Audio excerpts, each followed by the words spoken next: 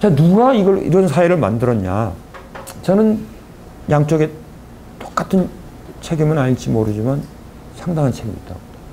이 보수는 당연히 자기 기득권 지키기 위해서 온갖 효율성 논리를 세우는데, 제가 시작할 때 말씀드렸지만 공정한 경쟁이 아닌, 저는 이렇게 불평등은 공정 경쟁을 깨는 가장 기본이라고 전제한다면, 전제가 아니라 그런 건데요.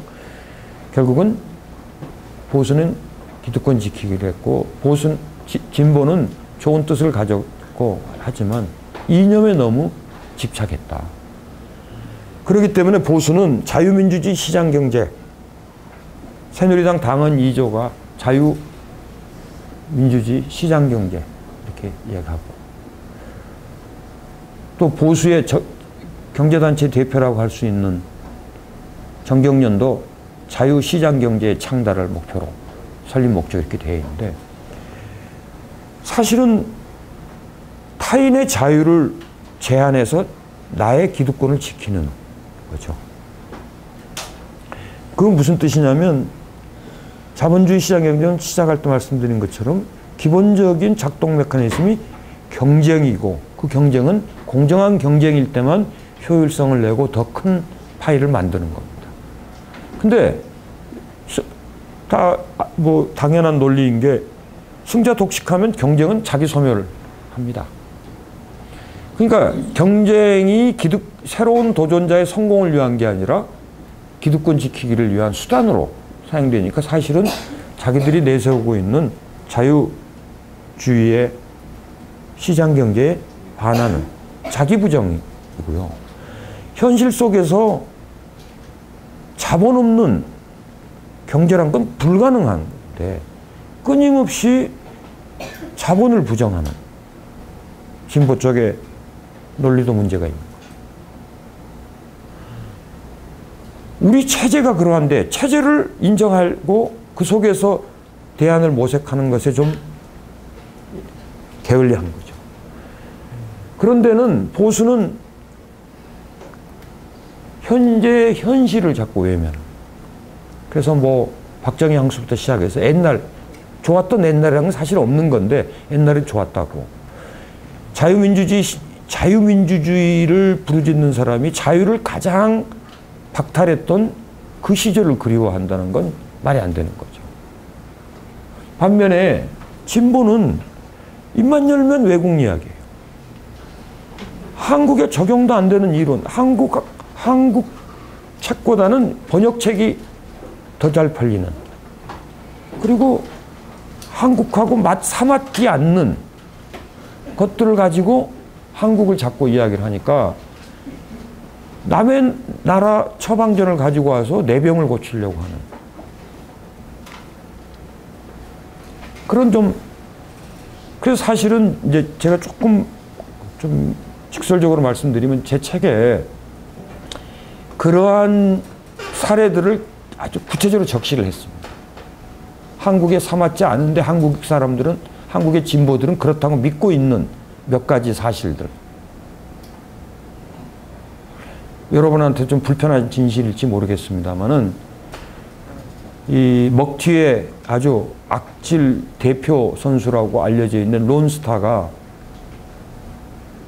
무슨 잘못을 했는지 한번 따져보자 하고 제가 책에 쭉 풀어갔거든요.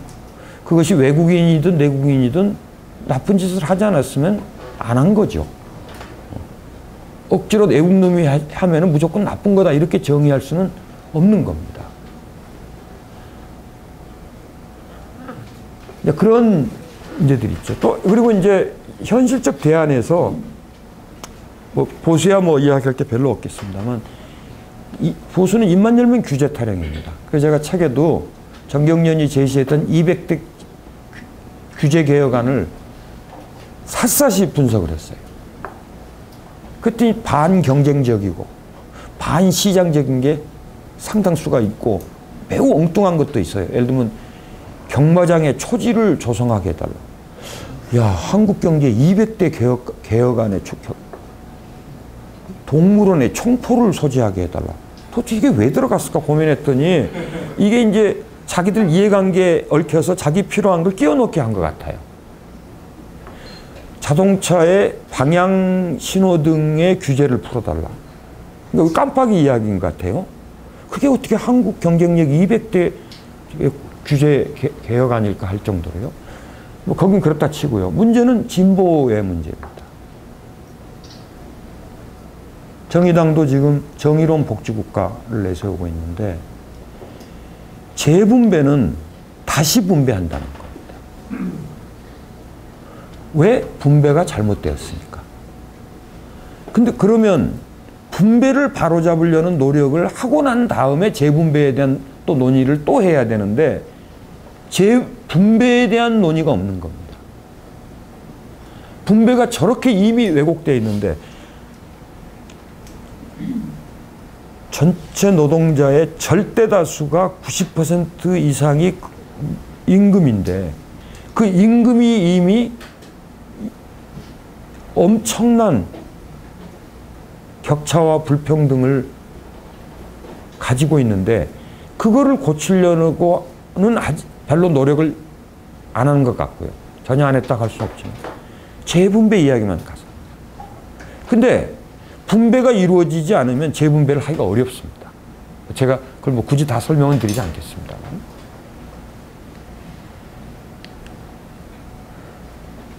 그렇다 보니까 이제 대안을 보수는 기득권 틀 속에서 자기 이익을 지키려는 대안을 찾고 진보는 자꾸 이념 틀 속에서 그 이념을 벗어나는 걸 너무 두려워하는 그것도 지금 한국 현실에 기반한 이념이 아닌데도 불구하고 그러다 보니까 수입한 대안으로 한국을 설계하려고 하는 그런 엉뚱한 대안 찾기가 이런 결과를 가져오지 않았나 생각합니다. 정말 모수는 경제 성장은 꾸준히 했습니다. 한국이 뭐 과거보다 성장률이 낮았네 어찌 하지만 OECD 회원국가 중에서 경제 성장률이 상위 3, 4위를 벗어난 적이 없습니다. 단 한 번도. 1인당 국민소득이 높아지면 성장률이 낮아지는 건 당연한 겁니다. 그건 모든 나라에. 그런데 성장할수록 불평등해지는 그리고 성장을 했는데 임금이 성장을 따라가지 못하고 고용이 늘지 않고 분배가 없는 이런 성장은 뭐하러 하는 건지 보다 근본적인 문제에 대한 문제 제기가 한국 사회에 있지 않았느냐. 성장했는데 도대체 어디로 갔냐. 여러분 가끔 들어보신 노동소득 분배가 일방적으로 줄었던 겁니다. 전체 경제활동을 통해서 만드는 부가가치 중에서 노동에 분배된 비율을 이야기하는 겁니다. 이건 제가 한 게 아니고 정부 국책연구원 노동연구원 결과입니다. 이 정도 일방적으로 줄었으면 더 이상 할 이야기 없는 겁니다. 근데 그건 왜 그랬느냐? 결국 그러다 보니까 전체 국민 총소득, 이거는 GDP를 소득 개념으로 본 겁니다. 그러면 그 약간의 차이에는 거의 같습니다.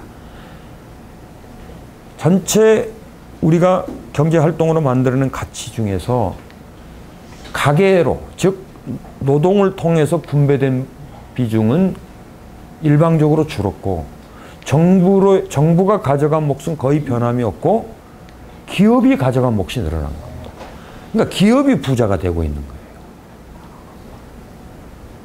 근데 기업은 생산의 주체, 또 생산을 위한 확대 재생산을 위한 투자의 주체이지 소비의 주체가 아닙니다.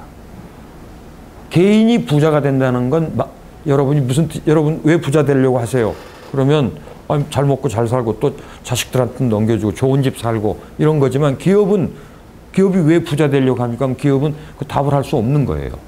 기업은 부자가 되는 것은 확대 재생산을 위해서만 부자가 되는 의미가 있는 거예요. 근데 어쨌든 경제성장의 성과가 일방적으로 좀 몇 번 반복되는 단어입니다만 지난 16, 7년, 7, 8년간 일방적으로 기업은 부자가 되고 가계는 일방적으로 그 몫이 줄어드는. 그리고 그나마 정부의 보조금이나 복지를 통한 재분배 효과도 OECD 국가 중에서 가장 없는 나라. 그건 그럴 수밖에 없죠. 왜냐하면 정부의 몫이 늘지 않습니다. 정부의 몫이 늘어야 그걸로 복지를 할 텐데. 자, 그러다 보니까 중산층이 줄고 저소득층이 늘고, 이때 저소득층은 거의 빈곤층에 해당된다. 왜냐하면 중위소득의 50% 미만을 받는 소득이기 때문에 이건 빈곤층입니다.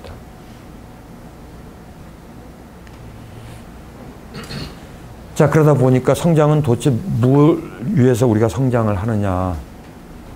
그리고 정말 보다 이제 재분배 이전에 분배부터 다시 말하면 원천적, 1차적 분배를 먼저 좀 우리가 제대로 확보해야 되는 거 아니냐. 1차적 분배의 불평등의 문제도 있지만 경제 성장의 성과가 분배되지 않는 이 구조를 그대로 두고 재분배를 이야기하기 없다는 거죠. 자, 그것이 명쾌하게 드러나는 것이 이 경제 성장의 성과를 어떻게 나누었느냐는 겁니다. 90년대까지만 해도 경제 성장률과 기업 소득의 증가율과 가계 소득 증가율의 격차가 별로 없습니다. 그리고 정부 소득, 즉 세수의 증가가 경제 성장을 훨씬 앞지릅니다. 그런데 2000년대 들어오면 기업 소득의 증가는 경제 성장의 훨씬 높은, 2배까지는 안 됩니다만 한 70% 정도까지 더 높고, 가계 소득 증가는 경제 성장을 못 따라가고, 아직도 그래도 이 정부의 소득은, 정부의 세수는 경제 성장만큼을 합니다. 근데 금융위기 이후 지난 6년간을 보면은 경제 성장보다 기업 소득은 2배가 늘고, 가계 소득은 여전히 경제 성장을 못 따라가고, 이제는 정부 소득이 경제 성장보다 훨씬 낮습니다. 그러니까 재분배의 재원이 절대 금액은 늘었을지 모르지만 경제 규모의 상대적 규모가 줄을 수밖에 없는 겁니다. 자, 그래서 일반 국민들의 입장에서 볼 땐 경제 성장이라고 하는 건 나의 살림이 나아지는 거고, 살림이 나아지는 기본은 제일 첫 슬라이드에서 보여드린 것처럼 90% 이상이 내 임금이 느는 건데, 경제성장은 금융위기 이후에 17%가 늘었지만 실질 임금은 3%밖에 늘지 않았습니다. 그러면 24%의 차이만큼 누군가가 누린 겁니다. 물론 이 3%마저도 격차가 지금 불평등이 굉장히 심한 걸 앞에 제가 보여드릴게요. 더더구나 이제 보통 우리가 1인당 GDP를 이야기하면 이 1인당 GDP가 늘 만큼 평균적으로 우리 살림도 늘지 않겠느냐 생각하는데, 과거에는 그랬습니다. 근데 최근에 와서는 1인당 GDP와 1인당 실질 임금의 격차가 갈수록 확대되고 있는 그런 거예요. 결국은 기업들이 돈을 못 버는 건 아니고 돈을 벌었는데 나눠주기를 꺼린 거죠. 이게 최근에 이제 사회적 이슈가 되고 있습니다만, 대개 이제 저렇게 기업이 부자가 되고 돈을 유보를 많이 하고 더 많은 몫을 가져갈 때 우리는 투자를 기대합니다. 왜냐하면 그것이 유일한 기업의 돈을 쓰는 방법입니다. 개인같이 소비를 하거나 상속을 하는 것은 기업은 하질 않기 때문에요. 기업이 계속해서 부동산을 사거나 기업이 필요도 없는 부동산 또는 수익 부동산을 산 건 부동산업을 하는 것이니까요. 근데 실제로 전체 GDP 중에 투자의 비중은 는 적이 없습니다. 오히려 줄었습니다. 특히 최근에 준 거는 이 건설 투자가 준 거고요. 설비 투자는 그렇게 기업의 이익을 유보한 금액이 늘고, 전체 부가가치 생산 중에 기업이 가져가는 몫이 한 13%포인트에서 24%포인트까지 거의 10%포인트가 늘었음에도 불구하고 변함이 없습니다. 그러니까 이 그림은 모순된 겁니다. 이거는. 여기서 결국은 소득은 기업이 계속 가져가고, 투자는 그 돈이 결국은 재투자로 우리는 이어질 걸로 봤는데 재투자는 늘지 않은 겁니다.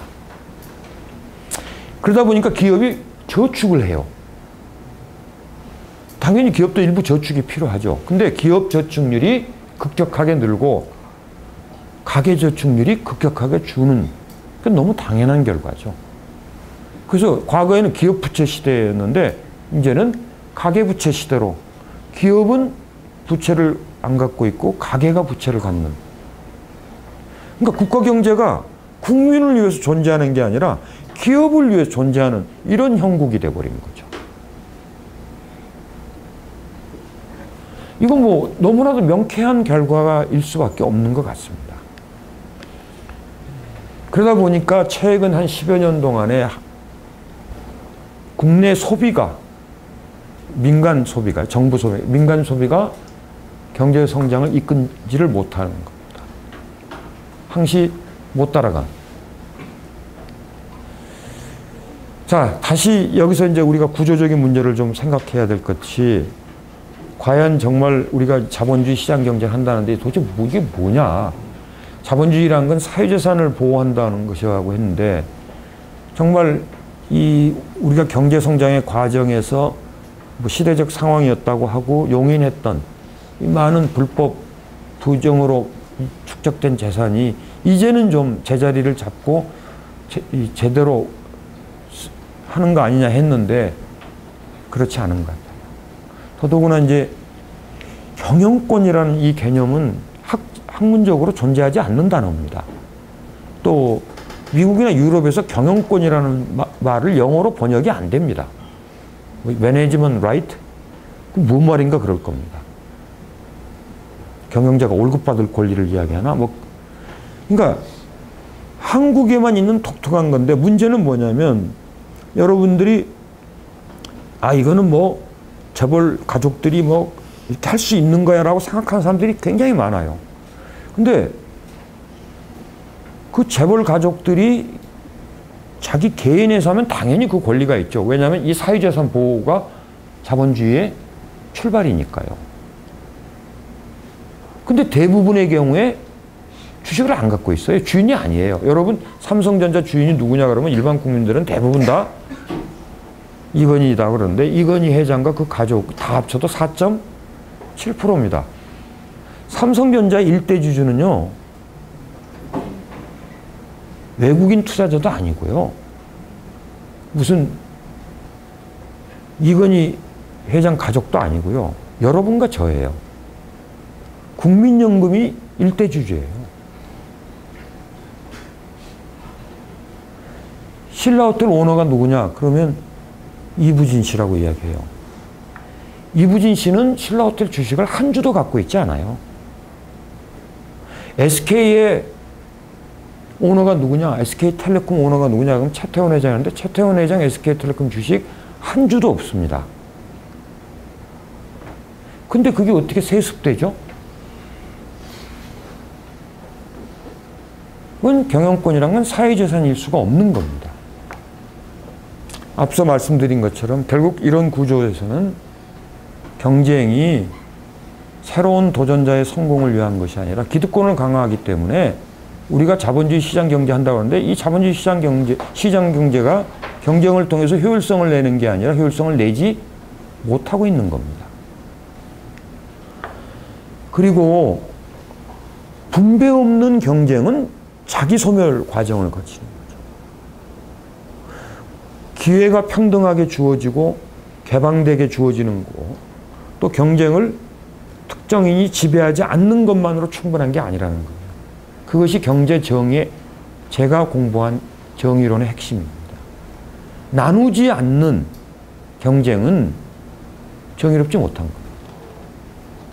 그럼 어떻게 나눌 거냐 하는 것이 이제 물론 어려운 과제이지만, 그러나 분명한 것은 나눠야 한다는 겁니다. 그때 정의로운 분배가 무엇인가 하는 것이 저는 이 정의로운 경제의 핵심이라고.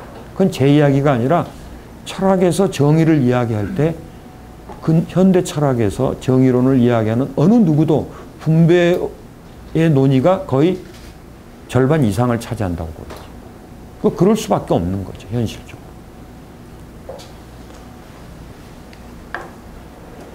진보 쪽은 다시 이야기를 꺼내서 좀 그렇긴 합니다만 노동 없는 경제가 가능합니까?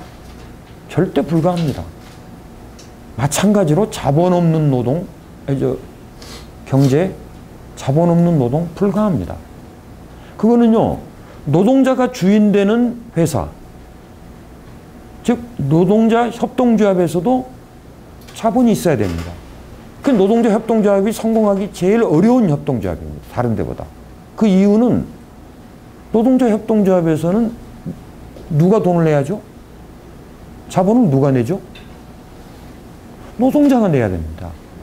근데 노동자가 돈이 있나요? 그러니까 노동자 협동조합이 잘 안 돼요.